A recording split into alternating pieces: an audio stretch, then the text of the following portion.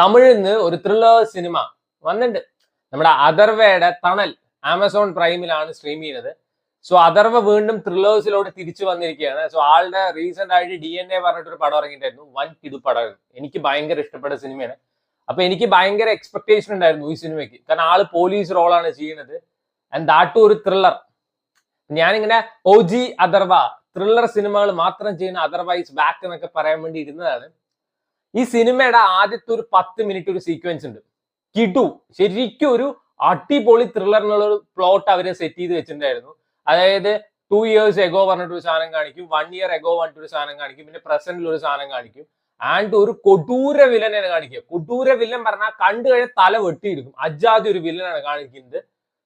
കിടു പടമായിരിക്കും വിചാരിച്ചിരിക്കുമ്പോ Asian പെയിന്റ്സിൽ മുങ്ങിയിട്ട് രാത്രി 10:30 ഒരു പെണ്ണുമ്പിള്ള വന്നു, ചുണ്ടില് ചോപ്പും മഞ്ഞയൊക്കെ അടിച്ചിട്ട്.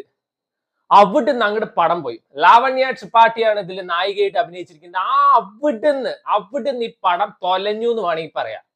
പിന്നെ അവിടുന്ന് അങ്ങോട്ട് പാട്ട്, ഡാൻസ്, ഒരു കോപ്പിലെ റൊമാൻസ്. അതെങ്ങനെയാണ് 15 മിനിറ്റ് സീരിയസ് സീക്വൻസ്, സീരിയസ് പറഞ്ഞാൽ ഒരു സീറ്റ് ഓഫ് ചെയ്ത് ത്രില്ലർ പോലെ തോന്നിയിട്ട് 1/2 മണിക്കൂർ ഈ പേക്കൂത്ത് വരെ ഫ്ലാഷ് ബാക്കിലെ റൊമാൻസ്. നമ്മുടെ അഥർവ +2 12 തവണ എന്തോ തോറ്റിരിക്കുന്ന ആളാണ്.